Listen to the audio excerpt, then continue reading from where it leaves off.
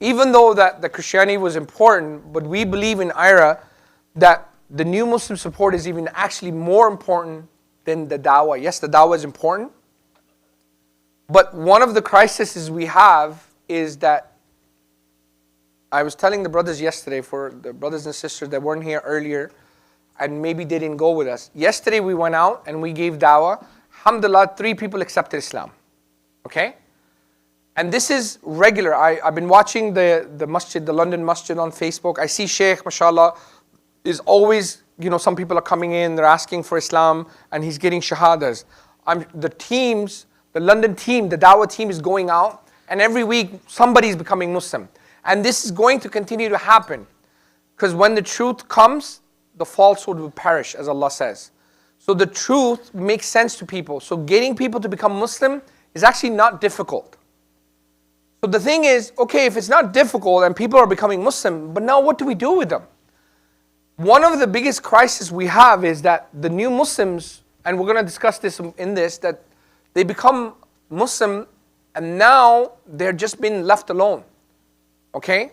They don't know where to learn Islam. They don't know what to do next. They feel alone. They feel lonely. They don't have any support. So this is really important for us. The important part is not just giving dawah. It's the aftercare. This is so important. So as you know, that IRA was founded by Sheikh Abdurrahim Green, who is the founder of the organization, who himself is a revert. And he firsthand feels what a new Muslim would feel. So one of the emphasis for us in IRA is to not only just give dawah, is to make sure that there is an aftercare support for the new Muslim. So as soon as someone becomes Muslim, we have to support that person. Okay? So how do we support that person? We need to learn a little bit about it.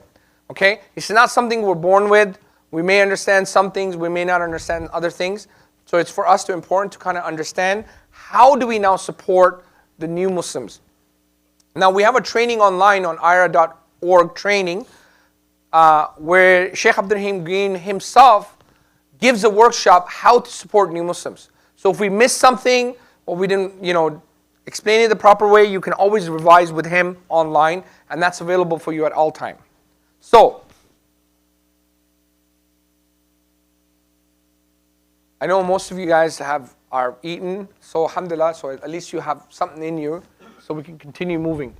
So these are practical tips for dealing with new Muslims. Okay, things that we've learned over the years on some of the best practices and some of the shortcomings that we as a Muslim ummah has when it comes to supporting new Muslim. Is this the most comprehensive that we have thought of everything? No, we have deficiencies. We're working to better ourselves. So, but what we do know, we're sharing with you how to help the new Muslims. Okay? So, what are the objectives for this course? Number 1 is to understand new Muslims should be supported and empowered. Means is to help them and support them. Okay? Recognizing there's a huge reward involved in new Muslim support. Okay? The third element we would like to come with is a simple but effective map how to welcome and empower new Muslims. So these are the 3 things we're going to cover. And if we don't finish them by Dhuhr prayer, inshallah we'll do the Dhuhr prayer, we'll come back and we'll finish it up. Okay? I don't want to skip this over like we did the end of Christianity just because we ran out of time. I want to make sure that we get through this. It's really important. Do we have a commitment that you guys will come back and finish this with us? Inshallah. Yes, with a show of hands? Okay. And with a show of hands, are you guys joining us to give dawah today? With the show of hands. Okay? I would like each and every one of you to join us. You don't have to know how to speak to people. Just watch how the dawah is happening. Just shadow. Just watch. With the show of hand, how many people are going to come? Okay? Good. Excellent. So the time for the dawah is between 4 to 6. Okay? If we can stay a little bit longer, some people might stay longer, but the 7 is the longest. You can leave in 1 or 2 hours if you like. 4 to 6. So the Ustad is going to tell us exactly how it's going to go down, but they start from here, right? like we did yesterday?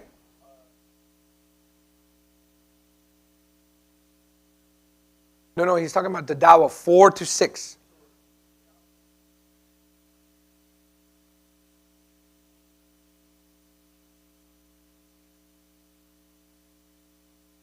Okay.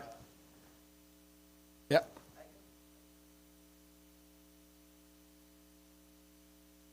Yeah, if you don't have a ride, you can come here. Yeah, they can go, they can get together and go. But if you have your own car, you can just be there at 6 o'clock. Okay? Sorry, 4 o'clock. What am I saying? 4 to 6. Okay? Inshallah. Okay. So, first question. Have you guys ever witnessed a shahada in front of you? With a show of hands. Okay. MashaAllah. What did it make you feel? What did it make you feel? Very happy, alhamdulillah. Okay? So what usually happens when someone takes a shahada? You cry, yes, some people cry, the person cries, maybe you're crying, right? Why? Because you know that Allah subhanahu wa ta'ala has guided someone to the truth, and inshallah, this person will have the eternal bliss of paradise as long as he's steadfast on the deen, he's not doing shirk, and so on and so forth. So this is, you feel amazing for that person, right? So what I wanted to share with you guys, so what really happens is, all this amazing feelings that you've gone through or people go through when they see someone becoming Muslim, after that we all come up and we give them hugs, and some brothers, give kisses and like, hey, I love you for the sake of Allah, and we do all this amazing stuff. We take pictures, right? We get all happy and it was like, this is amazing. And then as soon as that's done, the prayer is done. Usually it happens after prayer. Sometimes that person is left alone. Meaning the Muslims leave. This person is now gone back home and he has no one to help him now. He has questions about Islam. He has concerns. What's he going to tell his family? What's it going to look like? He's got all this worrying and there's no one there to help him. And they are feeling this when we try to understand where they're coming from, right? So, when someone becomes a Muslim, what do you guys think? What are some of the common challenges that comes up to them?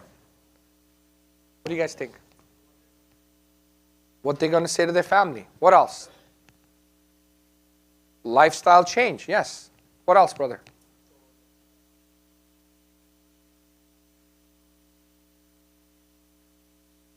They have to hide their, they have hide their belief.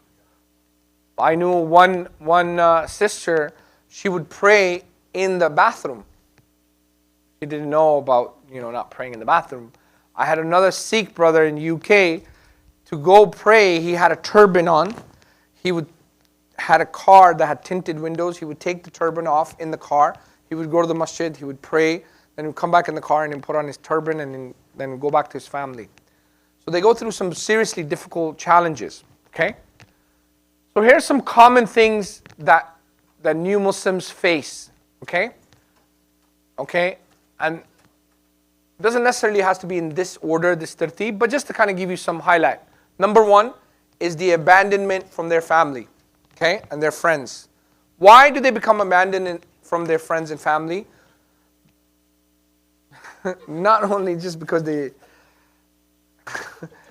The reality is, sister, like, I'll give you an example, because I'm not a new Muslim, but I felt that when I was growing up, I knew nothing about Islam. So when I started to practice Islam, all of a sudden, slowly, I had no friends left.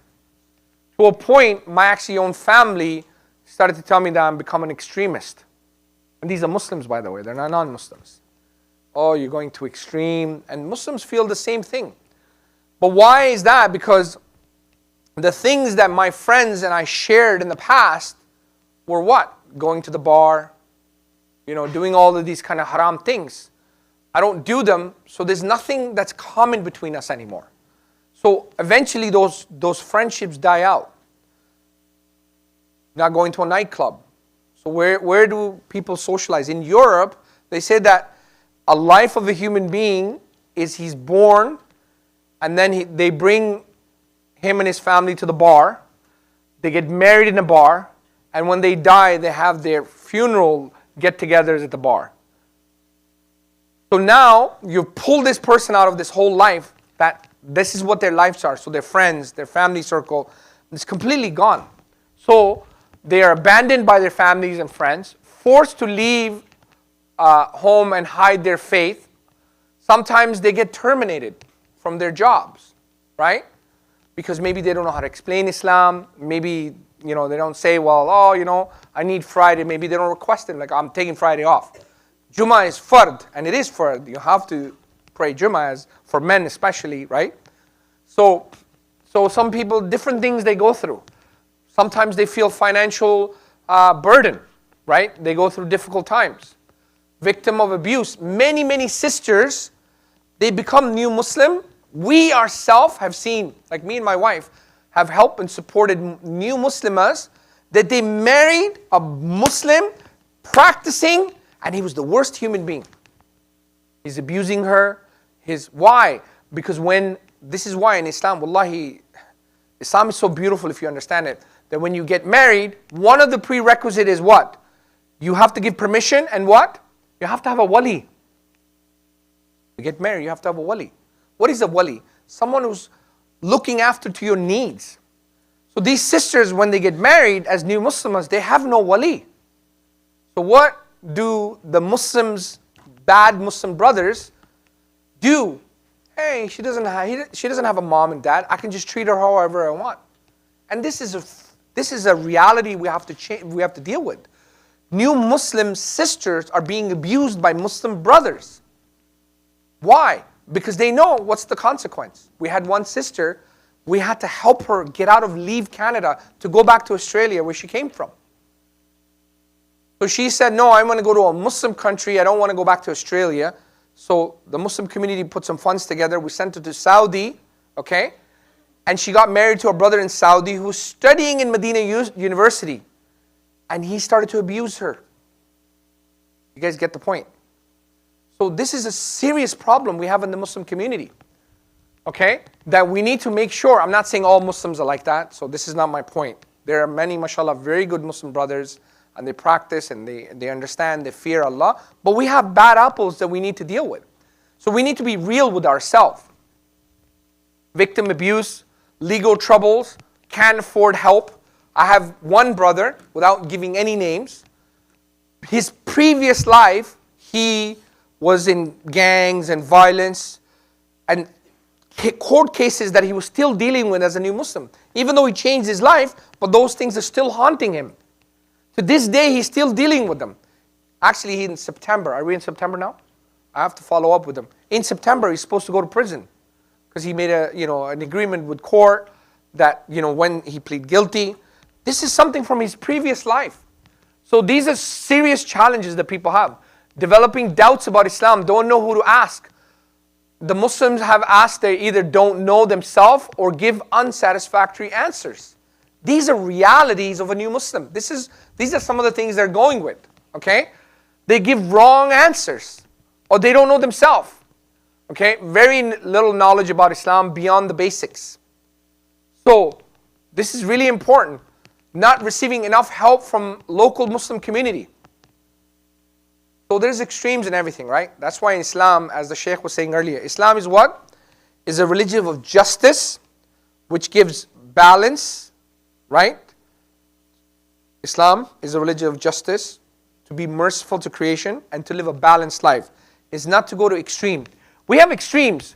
Sometimes I see Muslims that somebody becomes a new Muslim, they're like, bro, how much money you need? We're going to gather, all the brothers are going to get together, and they'll gather, let's say, $5,000, $10,000. Now this brother is coming back. Every time he doesn't have any money, he comes and does the same thing. So he keeps texting me, brother, I need some help. I can't pay my rent. Can you send me another $3,000? That's an extreme. The other extreme is we don't help at all. So we need to empower them. How would the Prophet ﷺ deal with someone who was going through financial difficulties? As you know the story of one person who didn't have enough to eat and his family. I'm just paraphrasing. The Prophet ﷺ asked, well, who will give this person sadaqah? So what did he do? He gave him money and he said, go home and feed your family and come back with whatever you have left. And when he had the money, with what he had left, he came back. And then Prophet ﷺ said, buy an axe and start cutting down trees. What we learn from this narration is this hadith from the Prophet ﷺ is to not just throw money at the problem, is to empower them so they can deal with their challenges. So we need to be balanced. We have to be case by case. It can't be, let's just give him, he's a new Muslim, let's give him money. Or it's none of my problem. They're both extremes. So we need to deal with challenges as they come, case by case, okay? Not practicing the basic obligation of Islam mean many things in the beginning when someone becomes new Muslim. The first thing we should be doing what?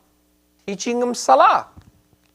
Many new Muslims, they become Muslim. Nobody tells them that you need to worship Allah. That's the first thing you'll be asked on the Day of Judgment. Okay? Loneliness. Identity crisis. Some people, they say, oh, you have to change your name. You're no longer Michael, you're Abdullah now.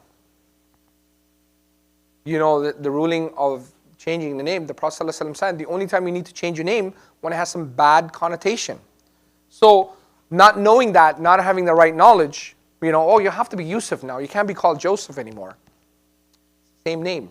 Doesn't matter. Let him stay Joseph if he wants to, right? Because when you're trying to force to change their name for no reason, you're taking their identity away. Okay? So these are some of the concepts, these are some of the struggles and challenges that they face. So, the sad reality, this is a sad reality that we need to be aware of. Okay? That 50 to 60% of the new Muslims leave Islam within the first year. 50 to 60. Imagine you had a business and you were, let's say, a doctor, or you had, I don't know, let's say you had a gas station. It doesn't matter what you had. And 50 to 60% of your customers were leaving. What would you think about that business? It's a bad business. You're doing something wrong. So this, understanding this, that we have this much of a crisis should make us think, what do we need to do to fix this problem? How do we solve these challenges? Okay? This is very, very, very important for us to think about. Okay?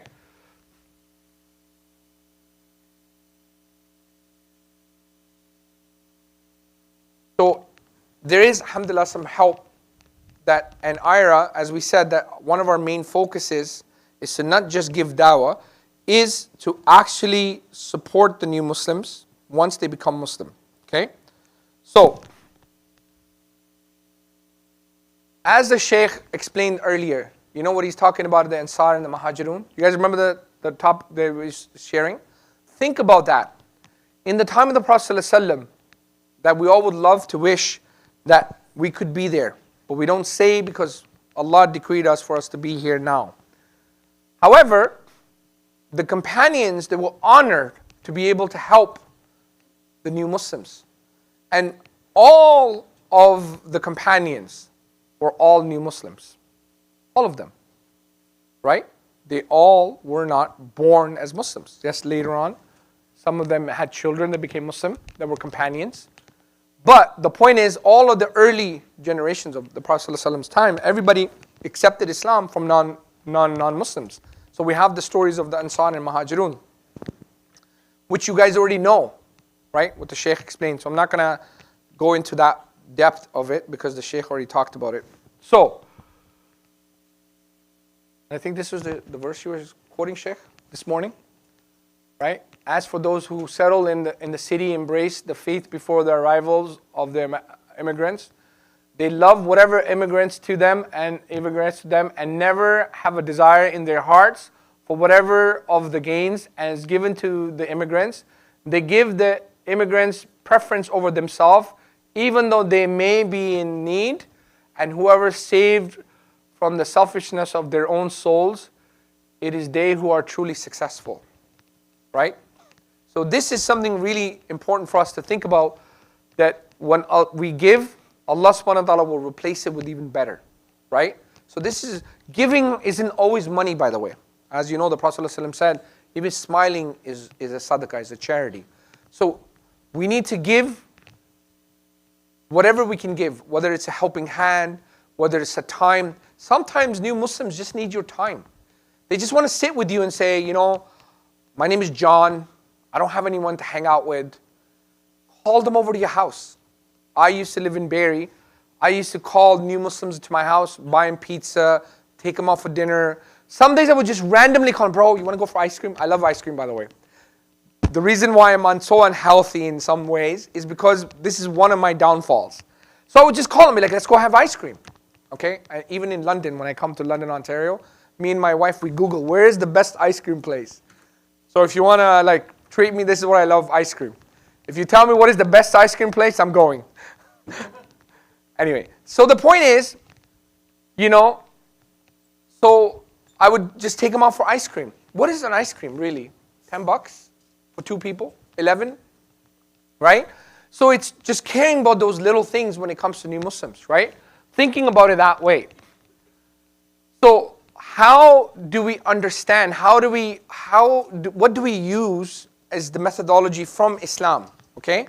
Because we want to stay from as orthodox as possible, as what the Prophet ﷺ taught. Number 1 is to welcome the new Muslim, right? What do I mean by welcome is like, you know, don't overburden them right from the beginning. Just take it easy on them. How you doing? What's happening? What are you up to? Talk about small stuff, right? Welcome them. Make them part of the family. Be there for them, like, you know, whatever they need. Number 2 is to give them that spiritual growth. Teaching them salah, teaching them dua, teaching them dhikr, connecting with them, making them understand that all and every person is going through test. I'm being tested, you're being tested. We're all being tested with something. Allah says He will test each and every one of you with your health, your wealth, your family, your children. Everything is a test for you. So we're all going through difficult times one way or another. So to teach them to have that connection with Allah by making dua, by supplicating, by salah, right? So this is really important, to give them that spiritual growth. Teaching new Muslims the first step, which is, you know, to connect with Allah, to worship Allah. Empowering, mentoring, and empowering the new Muslims. Okay? Before we start, let's clarify what is a new Muslim for us. Do you know what we consider a new Muslim? We don't consider someone as a new Muslim because he took his shahada last night. To us, this is not new Muslim. To us, someone could be taking his shahada 10 years ago, but he still doesn't know how to pray. He doesn't know the meaning of Surah Fatiha. He doesn't know the 5 pillars of Islam. He doesn't know the 6 pillars of Iman. And he's been a Muslim for 10 years. And there are new Muslims like that, by the way. There's a new Muslim we met that, or we heard of, that he didn't know that you have to pray Jummah as a man. It's an obligation. Nobody told him. And for years, it's like, yeah, there's some people that get together on Friday. I don't know why these mosques are busy. So he said, why are these mosques so busy on Friday? What do you guys do here? SubhanAllah. You guys get the point. Because nobody taught them. So it's really important for us to not only help them to understand Islam, is to, you know, teach them, right? Be there for them, help them and support them. This is, you know, all these workshops we've done with the dawah, last time we were here, and globally, we've been spending money, you know, creating flyers and creating Qurans in English, and all of this work. This organization here is called Tenfold. They've made mats that are especially meant for new Muslims to pray. All of these things we do, and people are leaving Islam. Yes?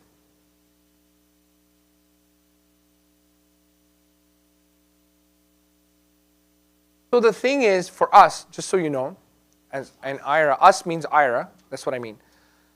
What we've come to a point that yes, we're all one ummah. We need to help one another and we need to support the new Muslims. We need to support the Muslims. But if we get on the path of just supporting Muslims only, we'll walk away from not helping new Muslims. So because Sheikh Abdurrahim Greem, he is the CEO and the founder, this is something his passion to make sure that not only are we giving dawah, bringing people out of darkness into light, is to help the new Muslims because they need, who's taking care of this? Who's doing it? Somebody has to take the bull by the horn. So we've dedicated our time to not just give dawah, is to support the new Muslims. This is all we do. Now, what we feel or what we think, that if someone needs to learn Islam, right? If someone needs to learn Islam, I think the ulama and the mashayikhs and the scholars and the du'ats that are learning, the students of knowledge, it's their responsibility to teach them. Now, can we do it? Yeah, we can. But our focus will not become focused on new Muslims. So that's why we focus on dawah and new Muslim. Yes, sister?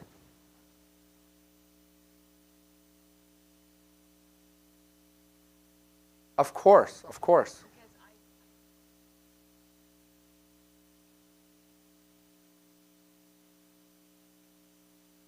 SubhanAllah. Hope it's not this mosque. No. Yeah, in Canada, okay. Alhamdulillah, SubhanAllah.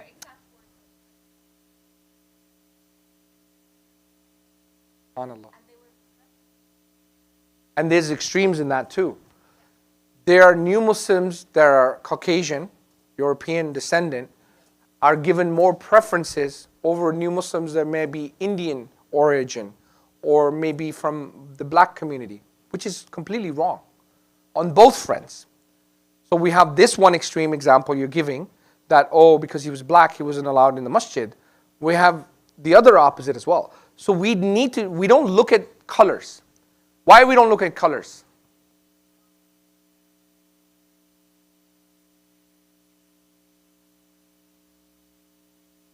I don't know about them. I don't know. I don't know. I don't know nothing about it, so I'm going to stay away from that one.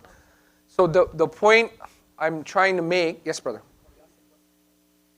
Sure. Oh yeah. So yes.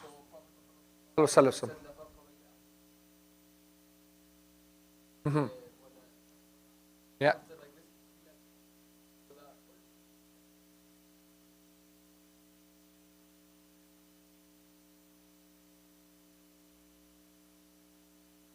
Excellent. Jazakallah khair. Thank you for the dalil. May Allah bless you. However, I wanted to add a little bit more. You know the Prophet ﷺ's suckling mom, you know the one he suckled. You know she was black. Did you guys know that? If you want to talk about colors, not that we care about colors anyway. She was black. You know, one of the greatest muaddin to Islam was Bilal radiallahu anhu. He was black. The greatest book after the Quran is what? Bukhari. What skin color was he? He was white. We don't even know, and we don't care to know. The point is, we never cared about colors. We never looked at people's skin. If you call someone white, this itself is racism. If you call someone white, because it's just the pigment of their skin. The human being, what's a human being? What did we say yesterday? Is that true essence, that soul. That's what really a human being is. Anyway, so the point I'm trying to make, for us what a new Muslim is, someone who is not understanding Islam, the 5 pillars of Islam and 6 pillars of Iman. Okay? This is what we consider a new Muslim. That could be, you could be a new Muslim, you could be Muslim 30 years ago. And if you haven't understood this, then we consider them a new Muslim. Okay? So, step 1 of welcoming. Okay? So we have some true and false questions. It is compulsory upon a new Muslim to take a bath after taking the Shahada. True or false? Sheikh, what do you think?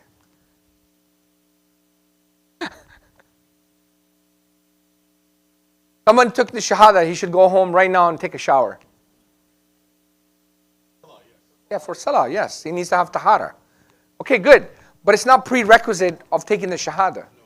This is not a prerequisite for the Shahada. So that's what we're talking about. Okay? It's fine. Yeah, but is he at some point going to take a shower? So khalas, it'll be taken care of anyway. He doesn't have to do it now you've taken shahada, now go home and take a shower. Right? That's no different than the Christians say you need to be baptized. Right? It's the same thing. So in Islam, we don't have that concept. We're saying that at some point you're going to have to be purified anyway. So we don't need to make that a prerequisite. Is it compulsory upon a new Muslim to change his name when he accepts Islam? No, exactly. We talked about this. Is it compulsory upon any new Muslim man to go get circumcised? Right there and then. You guys get the point. So subhanAllah, we have people that we call them, actually Dr. Mustafa used to call them zombie Muslims. Zombie Muslims, they come out of the woodwork. When they see a new Muslim, they would just be like, oh, you just become a Muslim, bro? You need to be circumcised, let's go. He's like, what? So we need to be careful, and that's why when someone becomes a new Muslim, for us, we say that we just want one person to be his buddy. We don't want that person to have 15 buddies, because 15 buddies are going to give him 15 different ideas. Even that buddy isn't the best Muslim, or best Muslim means maybe he doesn't know all of Islam, but at least he gives him some basics. So he can learn the 5 pillars of Islam, learn the 6 pillars of Iman. Maybe he doesn't know Aqidah, maybe he doesn't know Tawheed, maybe he doesn't know depth of all of Islamic sciences, that's fine. But at least he's stuck with one person. Once he graduates from the 5 pillars of Islam and 6 pillars of Iman, then alhamdulillah, he wants to grow and he wants to learn more deen, maybe he wants to study, he can do that, okay? So new Muslim women cannot stay with their non-Muslim husbands. Day one. They've taken their shahada. We had a sister in Hamilton just 3 weeks ago. She took her shahada in the masjid and right away she started crying. We had a complete crisis, breakdown in the masjid. My wife was there. Why? Because she said, I can't go home to my non-Muslim husband. And her taqwa was so high. She can. So we explained, there was other challenges too, but one of the challenges was that she had just taken her shahada. Yes. Yeah. Sheikh probably has 1,000 of these stories, mashallah. Yeah. So, first of all, if you notice, there is a special fiqh and ruling regarding the new Muslims. So we're not using the traditional fiqh in all of these masail, because this is it's completely different. The circumstances, the need. So it has to be in consideration. Just for example, like the last one, the first assumption, yes, that a Muslim lady cannot stay with a non-Muslim man. They will say that, and then they will advise her to divorce from her husband, and actually might be difficult to the point they might choose not, and they will choose to stay with her husband, and even they leave Islam, But it's not our concern. Our concern is that true fatwa for them? No. The European Council of jurisprudence, Majlis al-Ifta al-Europe, they made a conference just to tackle this point, for example, and they presented 6 papers, and the conclusion of that, no, she still can't stay. There's no issue with that. She can stay with non-Muslim husband, because the ruling of that she cannot. That's to start the marriage, not already already in the marriage. That's a different ruling, and they supported with many evidence from the seerah of the Prophet ﷺ. And one of the evidence, the daughter ﷺ himself, when she left her husband for 7 years, and then later he accepted Islam, and the Prophet united between them without renewing the marriage contract, which means the first marriage contract is still valid. So I'm just telling you, do not jump to answer and cause the problem. There's one sister in Halifax. She came to learn about Islam. First, she was asking about hijab, and she could convince. And then, alhamdulillah, she started wearing hijab. And then she started asking about salah, and she really loves Salah, and she's committed for her 5 daily prayers. So, gradually. And she's not Muslim yet. So one of the brothers, he came to me, he said, Sheikh, oh, how do you know she's not spy? And he came in the masjid and all that, and she's not Muslim. I said, brother, please, leave me alone and stay away. And few months later, she accepted Islam. Allah. Same brother came to me, Sheikh, tell her to divorce her husband. I said, brother, you're a troublemaker. Please stay away from me. After few months, her husband came and said Shahada. Allahu Akbar. Allahu Akbar. But guess what? Same brother came and Sheikh, tell him about circumcision. So there are some people in the community are troublemakers. Yes. We need to make sure those people stay away from non-Muslims. We want to make sure, with any way possible, to identify those ones, make them stay away, because they cause trouble and confusion for the new Muslims. The new Muslims, they have hard time to step in the mosque. They have a hard time when they come in, because what are you gonna do? People judge me. People don't know what, especially if they have tattoos and and earring. So they will have an issue even to come in. Now when you come in, you find such people like that. That will be confusing. And other people, they will judge them how they pray. And other people, they give them different fatwa. They get confused then. So the idea of having mentorship, it's important from that point. Because from the beginning, that person, you tell him, you know what, I'm with you. You walk to him in the masjid. You give him confidence. You be with him for A to Z. And other people making noise, he will be the buddy for that person. Stay away from them, and he will give the support emotionally and from all other aspects. And at the same time, anything that he might feel embarrassed or shy to ask, it can be through that person. If he could answer him, that would be great. And if not, then he will have the contact. So it's very important, my dear brothers and sisters, especially in the first year of the Islam, the accept Islam, that we have that system.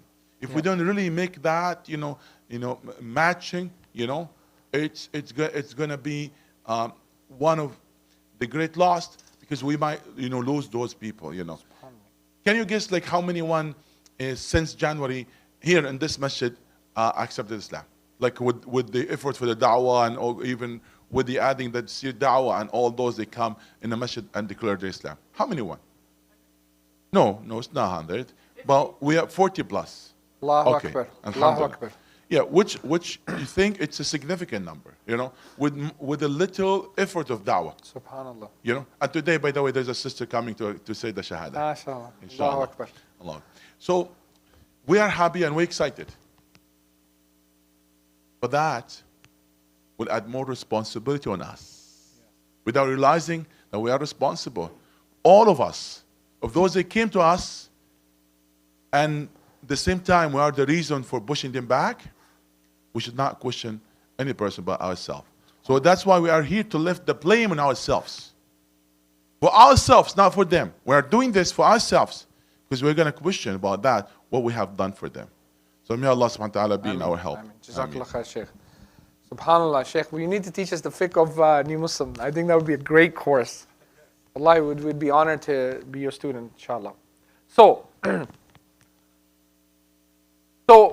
some tidbits to kind of give you guys. Number one, when someone takes their shahada, right away, we need to, not only yesterday what we were doing, I don't know if you guys noticed or not, as soon as someone took shahada, the brother and I would go, we'd take a form. We have an ayah, we have a form. It's in the dawah group under description. Or you can go to IRA's website and IRA.ca, and you go under, request a mentor and fill out the form. So they filled out the form, they put their first name, last name, email, and right away we have their information. And what we would do is we'd say to the brother, the 3 brothers that took shahada, right away we said, when can we meet with you? Okay? But the best thing was we would bring him to the masjid, but obviously we were far away from the masjid. So we said to you, when can we meet with you? He said, I'm available next Tuesday. So we put it on our calendar, and we said, I'm going to meet you in next Wednesday or next Tuesday. So the brother, our Amir here, mashallah, he took all their contacts, made sure that the appointment was built already. It's not waiting, okay, I take your information, see you later. No, right away, we took their information, told them, open up your phone, look at your calendar, when are you available? Next Wednesday, okay, I'm going to be, how do we contact you? You can contact me through phones. One brother said email. Whatever it is, we want to make sure that there's a contact within the 24 hours. This is the most critical time of the new Muslim. Top 12 challenges become reality at this stage, okay? About all those things we talked about earlier, right? So this is really important for us to understand this part, okay? So how do we structure this phone call when we make this phone call? What do we talk about first? So obviously, if you're a new Muslim buddy, because we have, for every dawah team, we have new Muslim buddies that help new Muslim support buddies or new Muslim success. So number one is introduce yourself. You're calling from the London Mosque, you're calling from IRA, you're calling from whatever, right? You were given their contact, right? So you're introducing yourself, who you are, right? My humble advice to everyone is meeting the new Muslim in person would be my first preference. Yes. This is why we're doing this. So when we're finished with this, you have a good understanding how to help new Muslims. So if you're already a volunteer, so you would just switch over to that. That's all. It's already part of the team. You don't have to do anything extra. Now, all you're doing is this course, and if you want to take a little bit deeper, there's another course where Sheikh Abdurrahim Green gives you, so that will help you a little bit more. Then that team that we have for new Muslims, they have regular meetings every couple of months, every couple of weeks. So they have regular meetings. Brother Suleiman? Oh, for London team, okay.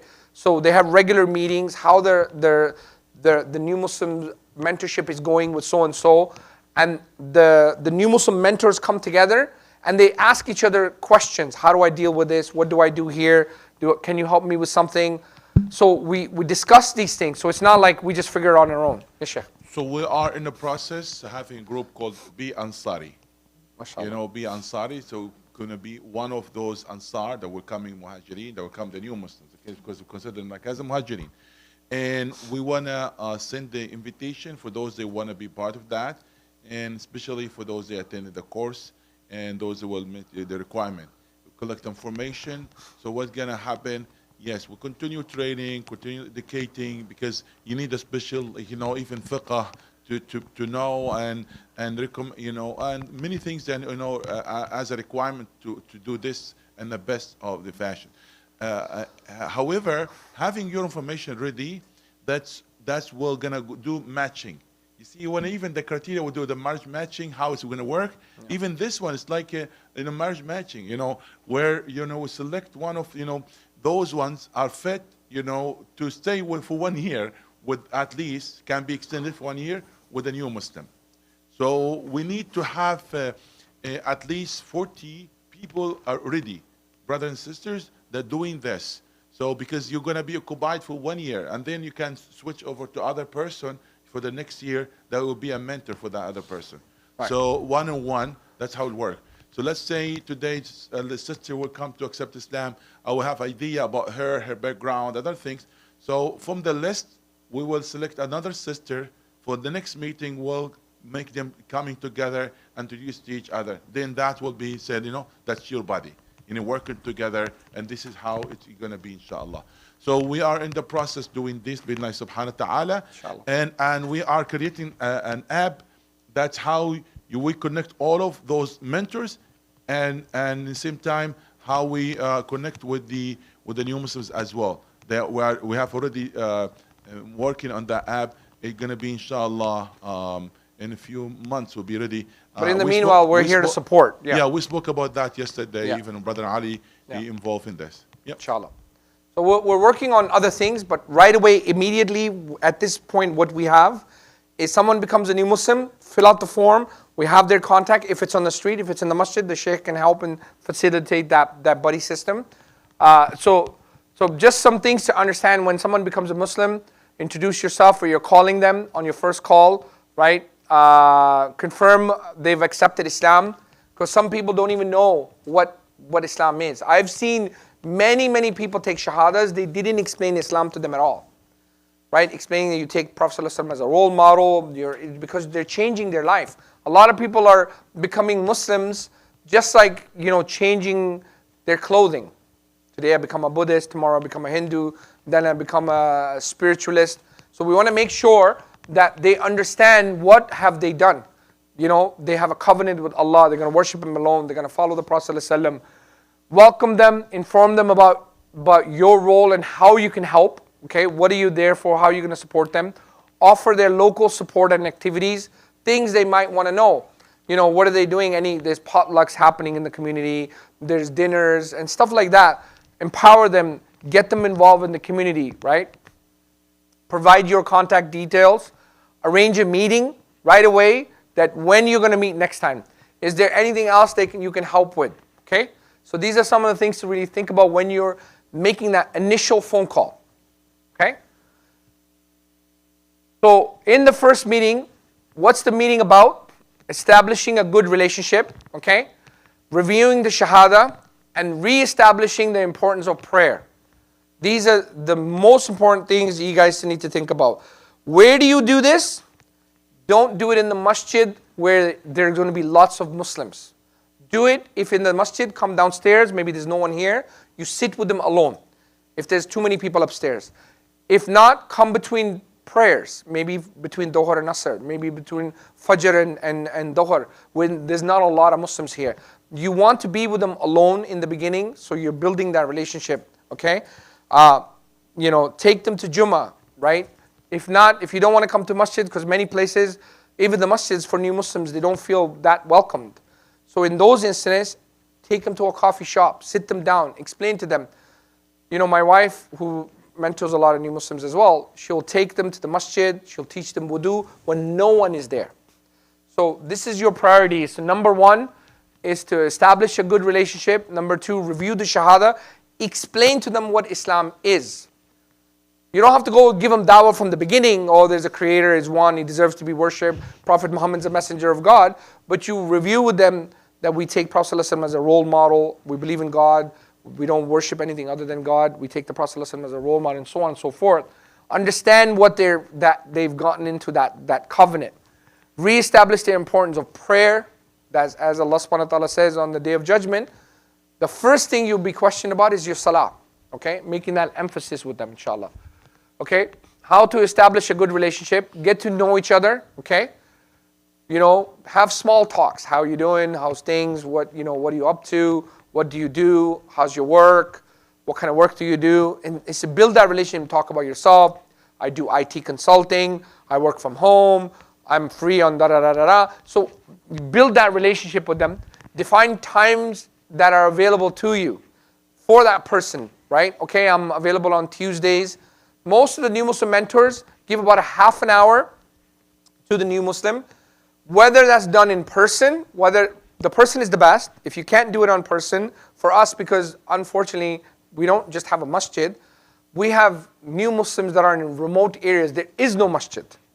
So for them, they can meet the new Muslim in any way they can, whether it's through Zoom, whether through its Teams, whether through its WhatsApp, Google Hangout, phone calls, anything that works so you can actually have that relationship, okay? Defining times and availability. Remember your brother and sister in Islam. Do not make it overbearing. It's just just the beginning. It's the starting. Make it easy for them to kind of get into understanding.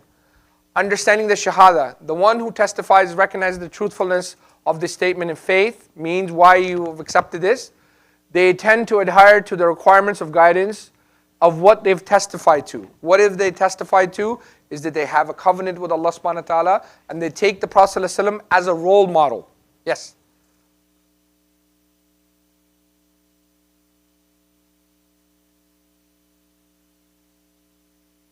You could. I'm not saying you can't. I'm just worried because the first time to invite someone to your house, maybe not feel comfortable. They don't know you yet. You understand? Like I've invited new Muslims to my house, but I had a relationship with them. I met them in a masjid. We went out for coffees. Like we started our initial because you bring someone to your house, he might feel awkward. That's my humble advice. But if you feel that the person is trustworthy, they trust you, and that, because I want to make sure too the new Muslims are a good role model themselves. Obviously, pairing them is very important. So those. No. So it's not that it's a policy of IRA. What's policy of IRA is to make sure that the brothers are mentoring brothers and the sisters are mentoring sisters. That is an Islamic policy that we all policies from IRA has to be in line with Quran and Sunnah. So if it's in the Quran and the Sunnah, that's our policy, right? Like for example, here you cannot have freedom of speech is I can say anything bad I want to you. It's freedom of speech. That's not Islamic policy. So in Islamic policy for us, one of the policies as a volunteer, you cannot have hate speech. Even though legally we can have hate speech. I can come and curse you. I can stand in the front of the masjid and burn Qurans. I don't know if we can do that, but I'm just saying. But in Islam, we can't do that. We have no hate speech. So this is one of the conditions. So we follow the Quran and the Sunnah. Those are our policies. Okay? So, now? Okay. Okay. So now they are, because I know there was a time they said, I had a discussion with people like, I can do whatever I want. I can curse your mother if I want. I said, that is so disrespectful. I said, in Islam, we don't think like this. But they think like that. They can come and curse your mom, right? And get away with it. And they say, hey, I can express myself whatever I want. Okay. Spiritual phases. Step 2, spiritual growth, right? Connecting them to Allah, right? Those who believe in the hearts find comfort. So in the remembrance of Allah is where hearts find rest. Get them to understand this because, they're alone, they're lonely, have that relationship with Allah subhanahu wa ta'ala. So how do we have that relationship with Allah? How do they get it? Through salah, right? Because one thing is, we want to make sure that we don't take them away from whatever challenges that they're going with, and they become the role model or their buddy, and every problem that they go through, they're always contacting you. It's fine, but that shouldn't be their first phone call. Who should be their first phone call? Allah subhanahu wa ta'ala should be their first phone call. They make dua to Allah, and then they come to you and say, bro, I lost my job, can you help me? And then you put out a broadcast on your WhatsApp, hey guys, we have a new Muslim, he lives in so-and-so area, he's looking for work, okay? So tips of motivating them, right? Salah is a direct connection with Allah. Good deeds wipe off bad deeds, right? We talked about this yesterday and today. Salah helps with development of patience. Salah protects from committing sins because you're standing in front of Allah every couple of hours. You're thinking about what you've done. So this is why Salah is the most important part when someone becomes new Muslim. Okay? Teaching phase. Okay? Teach them about wudu. Teach them Salah. Teach them, how to understand Islam, how to worship Allah, how to make dua, how to make dhikr. This is really, really important. So that's your next step. And then have regular follow-ups. How you doing? What's going on? Is there anything you need? There's an app that some of the new Muslims are using with the mentors. It's called habit sharing. Okay? What that basically means is, in habit share, you put in your 5 daily prayers, and you make your buddy as the one who looks at your 5 prayers. So every time they pray, they select, I prayed Dhuhr, I prayed Asr, I prayed this and that. So this way, they're holding themselves accountable. Yes, sister?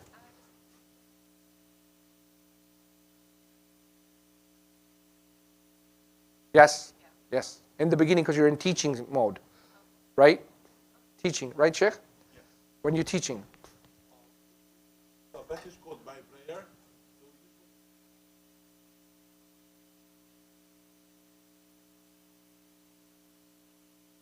Allah. And has a special prayer mat when you lay down the one, or what you need to do is so you MashaAllah. can stand and Yeah, that's from Tenfold, right? Yeah, the same company. from Yeah. a group called, Yes.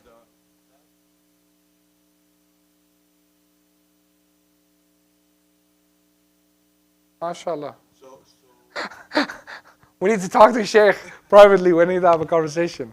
Alhamdulillah. alhamdulillah, that was useful. Advice to Yes. because, when you pray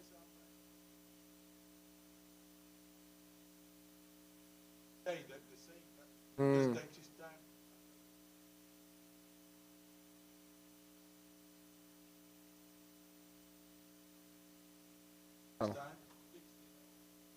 Sometimes, yeah, but you get it. Alhamdulillah. That's good. Yes, start. Sure.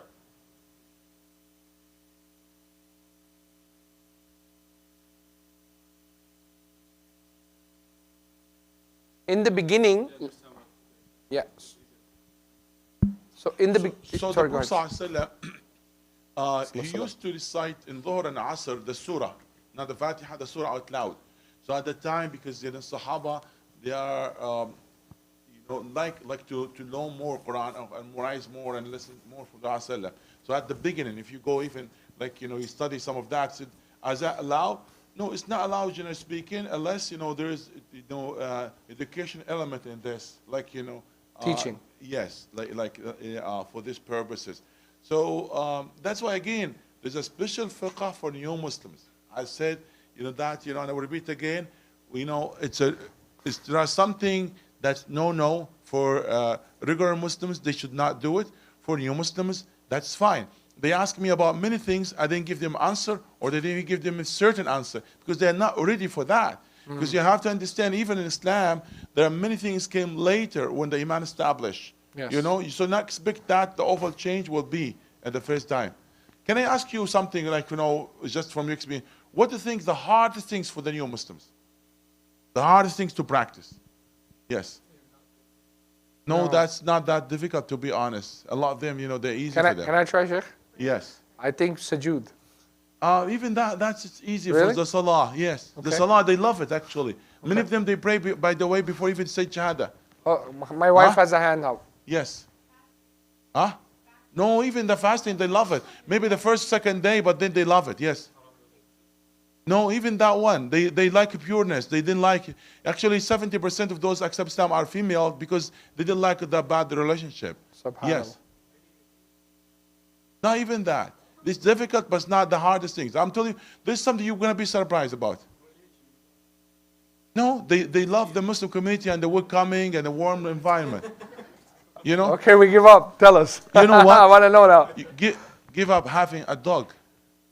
Yes.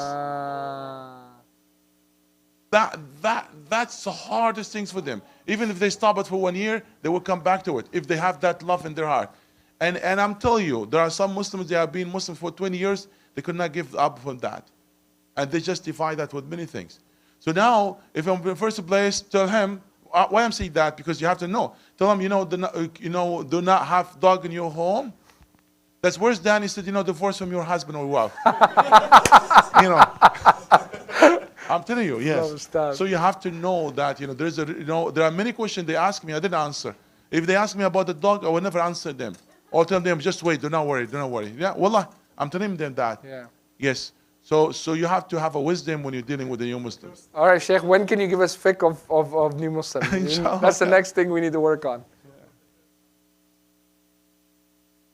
Yeah, they can keep it, no problem. Yeah. Because, as long as they have the relation with Allah subhanahu wa ta'ala and they grow in the faith, they will understand it gradually by themselves, Yes. all of that. Yes, the aura he's asking. You know what? You will be surprised, brother. You'll be surprised. If you saw a woman walking in the street having khimar, the veil, covering her face, it's a 90% that she's a new Muslim. Subhanallah. If you saw a woman walking in the street with the khimar here in Canada, then there are 90% that she's a new Muslim. The other 10%, either she's Pakistani or Somali or Yemeni. Not even maybe other, 10 other percent. The 90% she's a new Muslim. You know what? They like it. And actually they feel more safe when having, even not only hijab, they know khimar. So there are some areas we think it's hard for them. No, it's not. There are other areas it might be. So the one he's dealing with the Muslims, he has to understand all of these. That's why, inshallah, we need a follow-up, training, bi'idhnillah. Inshallah. Jazakallah khair.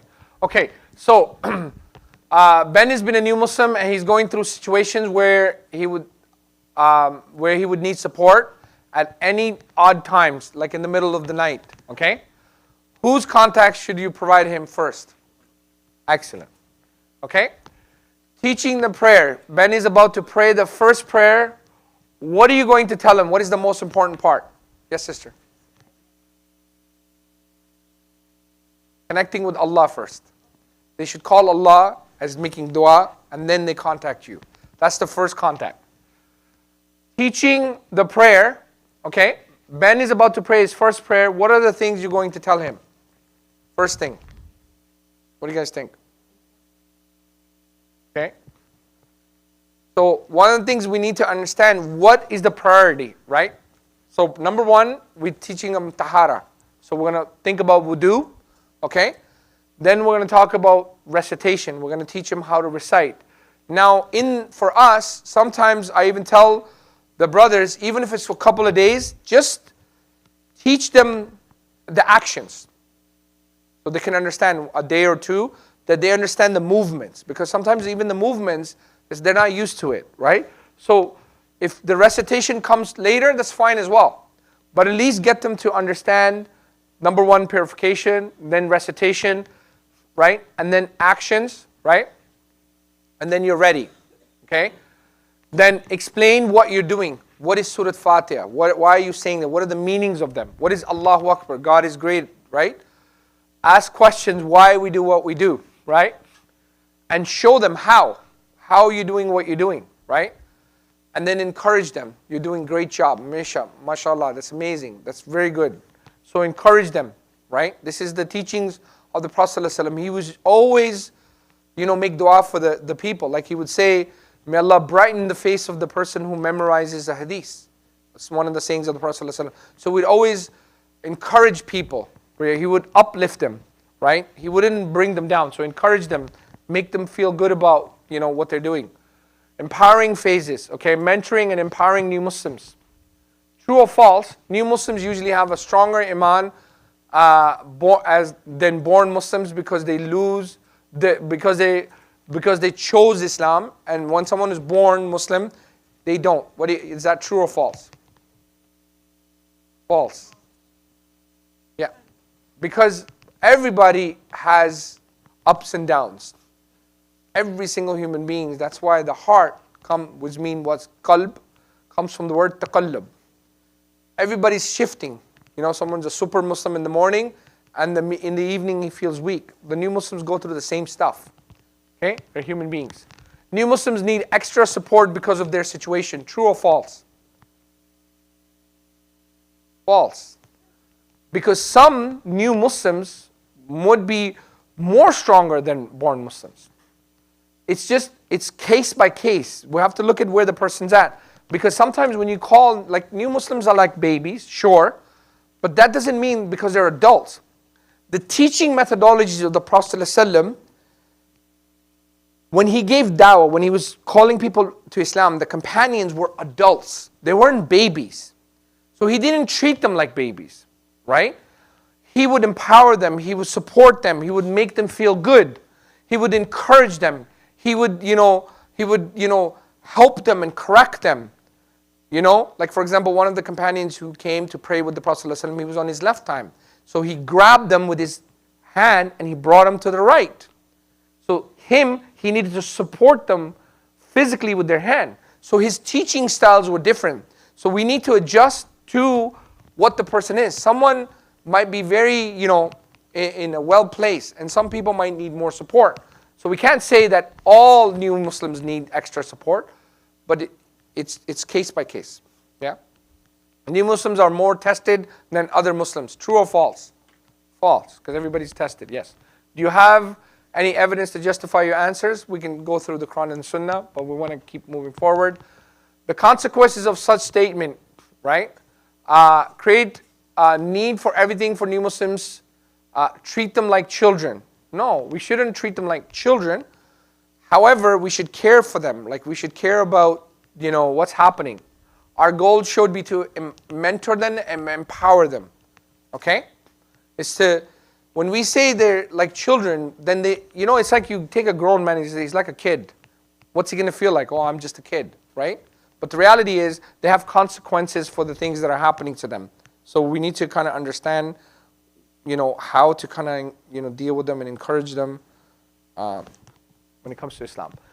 Mentoring, monitoring, a partnership through which a person shares knowledge, skills, information, and perspective to encourage the person's growth. So all you're doing is, how's it going? What's happening? Do you need any help? Do you need any support?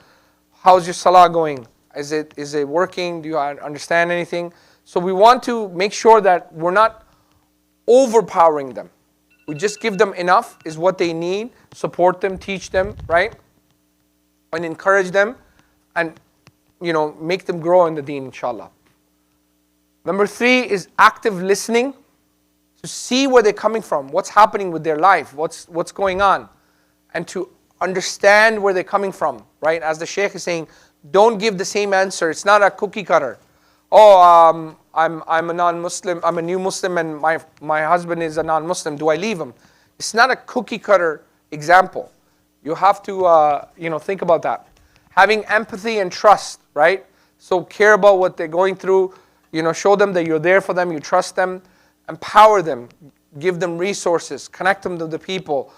You know, so it's very important that we don't just, you know, leave them in that way.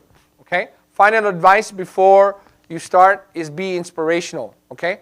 Being inspirational is set an example that people will, you know, internalize, make a part of themselves, which will motivate them. And you know, like when we go to the masjid and we listen to khutbahs, what do we feel like when we leave khutbahs sometimes? I'm not saying in this masjid, but sometimes you feel bad about yourself. Sometimes, oh, you're going to hell. Some mashayikhs, I'm not saying they're bad, but alhamdulillah, I mean, yes, we have a balance. We have to, you know, Jannah, Jahannam. But the thing is, what we want to do is, the Prophet ﷺ didn't just fear people. He empowered people, right? So we need to empower people to make them grow. You can do this. You're great at this. MashaAllah, you can take the lead. You can do it. The brothers are like, oh, I can't give dawah. I'm not sure. No, just come. Just hang out. You do it. And you just empower people.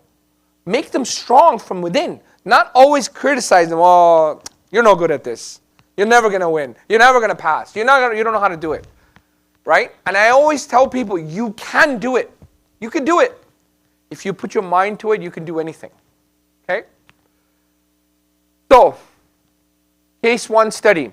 Okay? Dan has accepted Islam 6 months ago. However, he never dared informing his parents about his new way of life, lying to them and hiding his belief, and starts becoming more and more difficult for him. He doesn't really know what he should do. Okay? So how should we deal with this?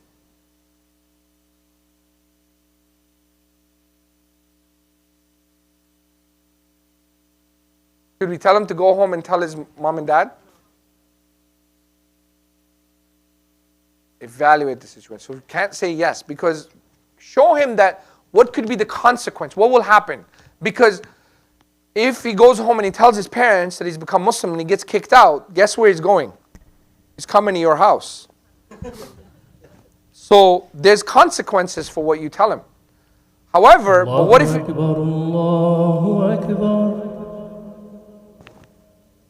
much do we have left here? Allahu Akbar, Allahu Right after Salah, we only have 3 of these and then we'll finish here. Okay? Ashhadu an la ilaha illallah. Just 5 minutes. Right after Salah, we do this and we go upstairs. There's only 3 slides. 1, 2, 3. There's only 3 slides. No, we don't need to come back. Yeah, we just finish the azan. We do this. Yes. Finish it. Yeah, we'll finish it, inshallah. Ashhadu anna Muhammadan We skipped the Christianity last part. That's why. Hayya ala salah.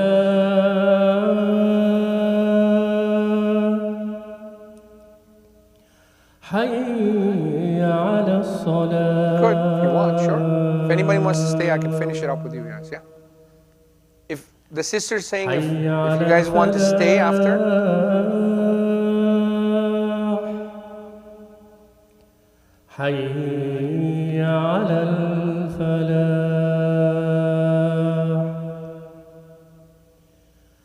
الله أكبر الله أكبر لا إله إلا الله. La ilaha illallah. Okay, so Dan, it's case by case. Maybe Dan is strong enough. Maybe he's financially stable. Maybe Dan has a job and he lives on his own anyway.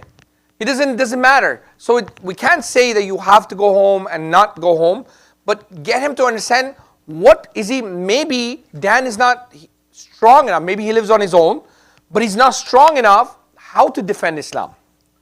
Because he hasn't really understood Islam. He hasn't understood God. So for him to say go home and do it might be problematic. But maybe he's strong enough. Maybe at some point he needs to deal with it. So it's to let him make that decision based on his own circumstances, but explain to him that if you do this, what are the consequences and how are you going to deal with him? Because you're empowering him to deal with his own challenges. You're just there to support him and to give him advice. Case number 2, Nathan feels really low. He keeps wondering, why are my parents not guided? What he finds out being the most difficult is the fact that when his parents will die, he won't be able to make dua for them. And each time he thinks about this, it makes him feel depressed. What do we do? Yes?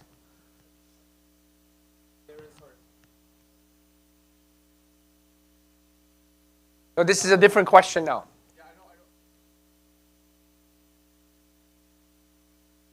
Yeah. If they know that he's a Muslim,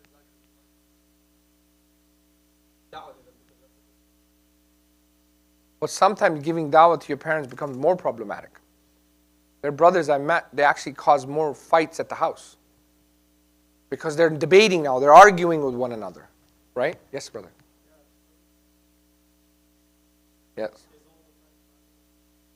Yes. Absolutely.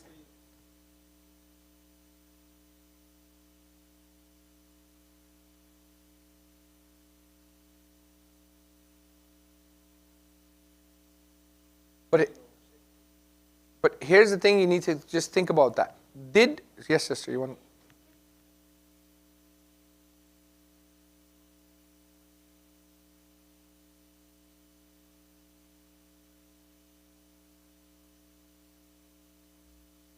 Yes, good advice. Jazakallah khair.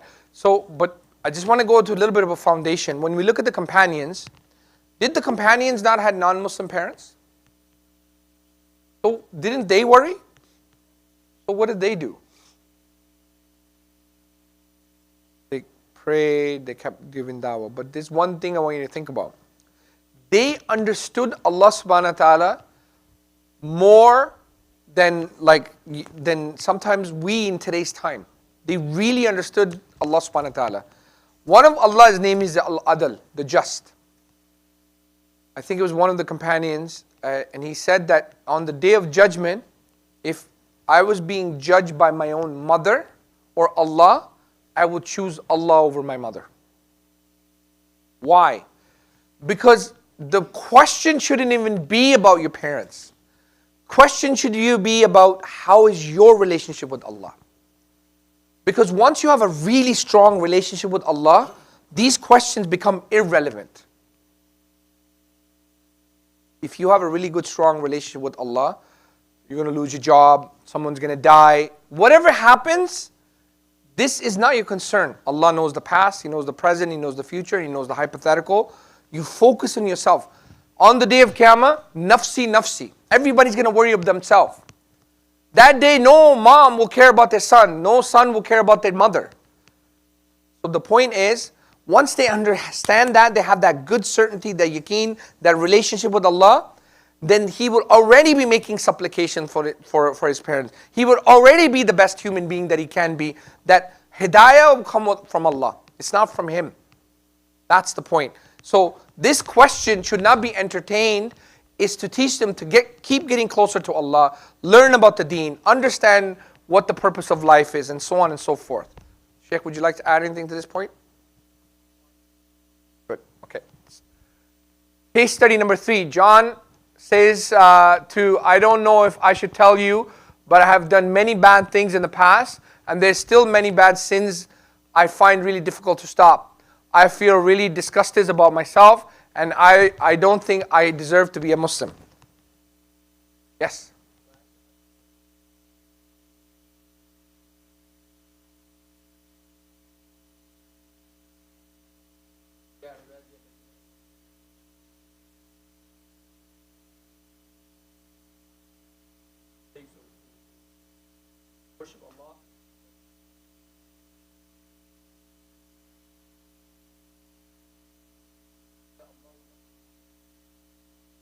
Excellent.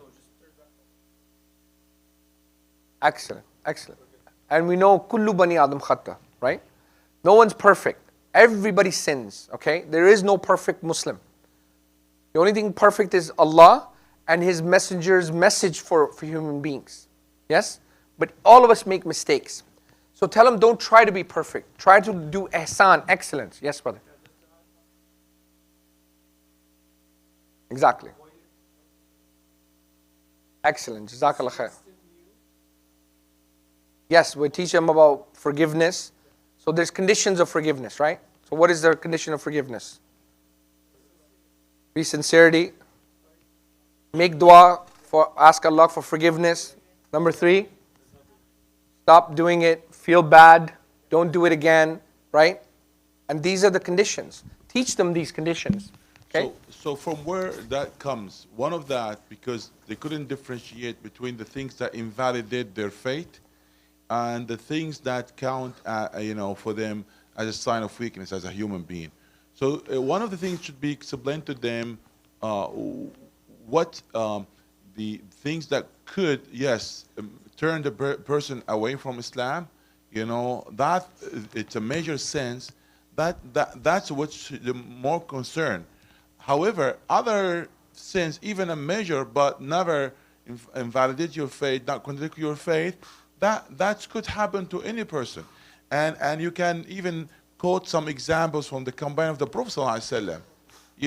They did a lot of things. And one of them, he was beaten because of he was caught drinking alcohol.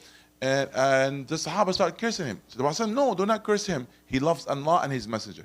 So you tell him, that person, as long as the love of Allah and the Messenger in there, despite what you have done, always there is a way to come back and ways to correct yourself. And Allah will come you when you come back to Him more than even the situation and the state when you will be before the committing the sin. It doesn't mean that we encourage you to commit a sin, yes, but in the same time, we encourage you back to make repentance to Allah subhanahu wa ta'ala.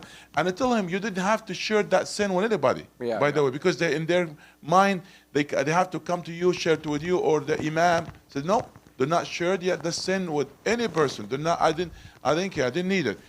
Just go back to Allah subhanahu wa ta'ala, ask forgiveness. So we want to maintain the relation with Allah subhanahu wa ta'ala. That's just really, really important, because they feel bad and they be in a situation of depression. And yes, and some of them, they thought that will invalidate their faith. So these are mostly all the things we covered now. So now that the new Muslim has built a strong foundation, what do we do as a next step? What will be the cherry on the ice cake is to now have an action plan for them. What do we do with them? You create a